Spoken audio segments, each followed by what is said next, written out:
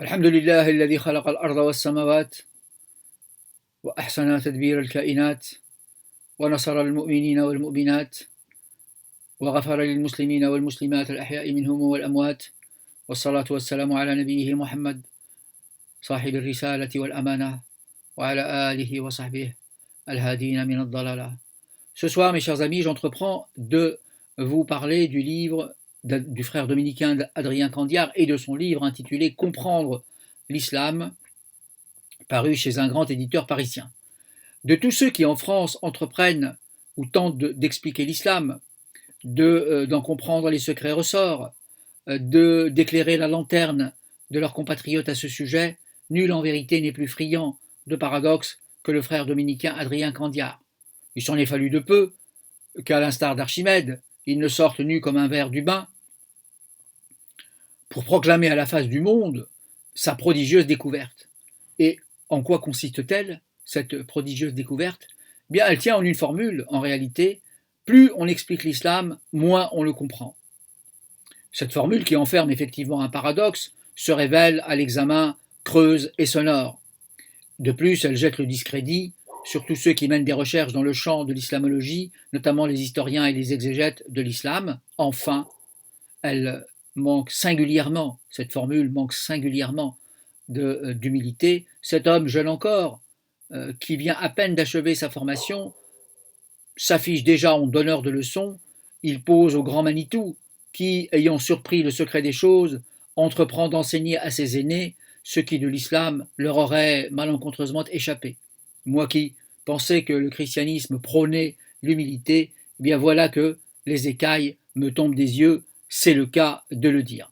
Dans son livre, Adrien Candiar écrit que, depuis des années, nous sommes abreuvés d'informations et d'opinions sur l'islam. Mais on serait tenté de lui demander à qui renvoie ce nous. Le contexte suggère qu'il s'agirait des Français. Mais comme les Français ne forment pas un bloc monolithique, de quels Français s'agit-il?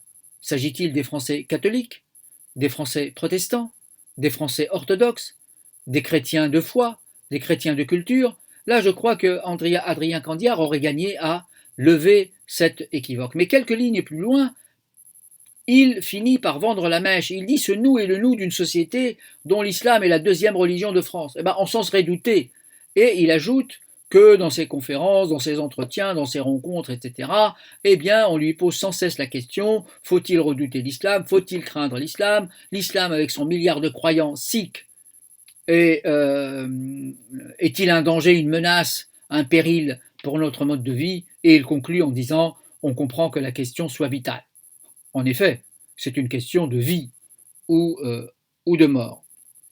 Dans sa conférence, Adrien Candiar prétend nous révéler les obstacles rédhibitoires à l'intelligence de l'islam. On va le citer, pour ne pas être accusé de malhonnêteté intellectuelle. 2 erreurs courantes, dit-il, empêchent de comprendre quoi que ce soit à l'islam. La première, c'est de croire que l'islam existe. La seconde, c'est de croire qu'il n'existe pas. On se croirait à un oral d'une grande école de commerce. Vous savez, ces écoles qui apprennent à leurs étudiants d'improviser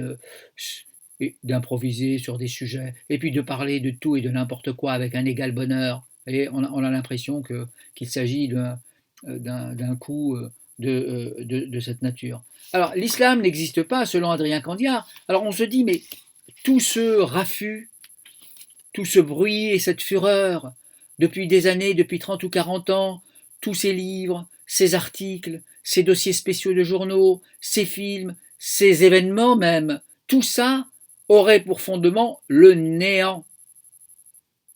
C'est quand même une découverte d'importance, c'est une révélation extrêmement importante. Alors ensuite, on voit dans sa formule, dans cette citation, un glissement imperceptible de l'islam aux musulmans. Donc Adrien Candiar manifestement confond l'islam et les musulmans. Ce type qui doute si peu de son génie qu'il en remontre à ses aînés fait la pire des confusions possibles. Que dirait-il si on lui objectait: croire que le christianisme existe, c'est croire que les chrétiens ne sont que chrétiens, ou alors le christianisme n'existe pas, ou alors deux erreurs empêchent de comprendre quoi que ce soit au christianisme. La première, c'est de croire que le christianisme existe, la seconde, c'est de croire qu'il n'existe pas. Alors on nous dit depuis très longtemps que le christianisme est la religion de l'amour, qu'il prône d'aimer ses ennemis, de pratiquer le pardon des offenses. Je n'ai rien à redire à cela, mais j'observe simplement sur le terrain de l'histoire que les chrétiens ont été très souvent infidèles à l'esprit évangélique. Et pourtant, ils sont très différents. Tout les sépare. Appartenance nationale, allégeance doctrinale, choix politique, etc. Et si l'on suit Candiar, si on confond les chrétiens et le christianisme, eh bien on ne peut plus juger des actes des chrétiens, puisque le christianisme, c'est le critère, la doctrine chrétienne, c'est le critère à partir duquel on peut dire ils sont de bons chrétiens ou ils sont de moins bons chrétiens ou ils sont carrément de mauvais chrétiens. Et si on suit Candiar, ça voudrait dire que chaque chrétien serait comptable des crimes de l'Église. Le massacre des Indiens, la colonisation, les exactions des conquistadors. Les catholiques français, par exemple, seraient responsables, au moins moralement, des massacres de la Saint-Barthélemy, dans laquelle, au cours de laquelle les protestants ont été effectivement tués d'une manière assez abominable. Autre point qui a retenu mon attention, Adrien Candiar écrit les points d'accord entre musulmans sont au fond assez peu nombreux. Hein. Ils s'accordent sur l'existence d'un seul Dieu et sur le fait que Mahomet, sikh, est son prophète. Il oublie, ce faisant, cet homme très savant, oublie ce faisant que les musulmans doivent aussi croire à l'existence des anges, à l'authenticité des livres, n'est-ce pas, au jour du jugement. Donc ce sont des points très importants de la dogmatique musulmane. Les musulmans s'accordent sur leurs écritures. Donc ils ont un seul livre, c'est le Coran. On ne peut pas en dire autant des chrétiens. Parce que sur quoi s'accordent, par exemple, protestants et catholiques? Ils ne s'accordent même pas sur leurs écritures, puisqu'ils n'ont pas les mêmes livres. Et n'oublions pas que les protestants ont fait subir au sacrement une sévère cure d'amaigrissement, puisqu'ils n'en reconnaissent que deux. Alors, autre point qui a sollicité mon intelligence, si j'ose dire, pour mieux réfuter l'idée de l'unité de l'islam, Adrien Candiar écrit ceci: on me rétorque qu'il y a tout de même un islam objectif, celui du Coran. Et, croyant avoir détruit cette objection, il ajoute: le Coran est un texte à peu près incompréhensible. Alors ça, cet argument, à vrai dire, est l'un des ponts aux ânes de l'orientalisme islamisant. Mais accordons à Adrien Candiar que le Coran est un texte incompréhensible. Allons dans son sens. Mais si le Coran est incompréhensible, il l'est a fortiori pour Adrien Candiar. Pourquoi Adrien Candiar serait-il le seul à pouvoir comprendre quoi que ce soit à l'islam et au Coran, alors que tout le monde serait dans une espèce de sottise et d'imbécilité face à ce texte? C'est quand même assez extraordinaire de pouvoir dire des choses pareilles. Et en réalité, le Coran, et il épingle au passage les commentateurs du Coran, les commentateurs musulmans du Coran. Ça aussi, c'est l'un des ponts aux ânes de l'islamologie, de dire finalement les commentateurs musulmans ne comprennent pas leur propre religion, leurs commentaires ne servent strictement à rien, ou ils ne sont de presque aucune aide pour comprendre quoi que ce soit au Coran.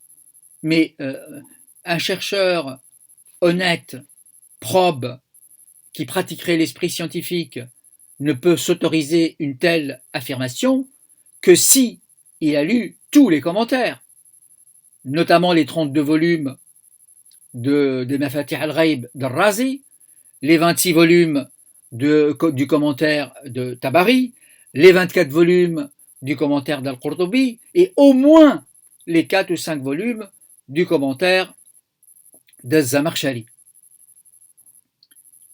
Donc vous voyez, il y a effectivement un sérieux problème. Alors, les pontosanes ne manquent pas, la violence par exemple, évidemment, Adrien Candiard en parle, il dit voilà, le Coran n'est pas un texte violent, mais il offre une certaine disponibilité à un usage violent. Que répondrait-il si on lui disait certes l'évangile appelle à l'amour du prochain, appelle à la paix, à l'amour, etc., mais il est des passages qui disposent les esprits à une certaine violence. Et là, il faut quand même juger sur pièce. Dans l'évangile de Matthieu 10, 34, 36, je lis ceci. Ne pensez pas que je sois venu apporter la paix, mais l'épée. Je suis venu séparer l'homme d'avec son père, la fille d'avec sa mère, la belle-fille d'avec sa belle-mère, et l'homme aura pour ennemi ceux de sa propre maison. Simon-Pierre n'a-t-il pas tranché l'oreille d'un assaillant à Gethsémani lorsque quelques-uns se jetèrent sur le Christ? Simon-Pierre n'a-t-il pas sorti son poignard et a tranché l'oreille d'un serviteur du grand prêtre? L'apôtre Paul n'a-t-il pas écrit « Revêtez l'armure de Dieu pour pouvoir résister aux manœuvres du diable » Après tout, il suffit de remplacer diable par arien, nestorien, janséniste, pour effectivement, pour que le tour soit joué et les guerres sanctifiées. Je pourrais continuer pendant longtemps, effectivement, cet examen critique du livre de Candiard, mais je ne vais pas plus loin. Je me bornerai à conclure en disant que ce livre, qui avait pour ambition exorbitante sans doute, de nous éclairer sur l'islam, finalement manque tout à fait son objet. Ça n'est pas le seul, d'autres aussi ont échoué à le faire, mais peut-être que ceux-là n'avaient pas fait montre d'autant de présomption et d'autant de cuistrerie. Merci, bonsoir.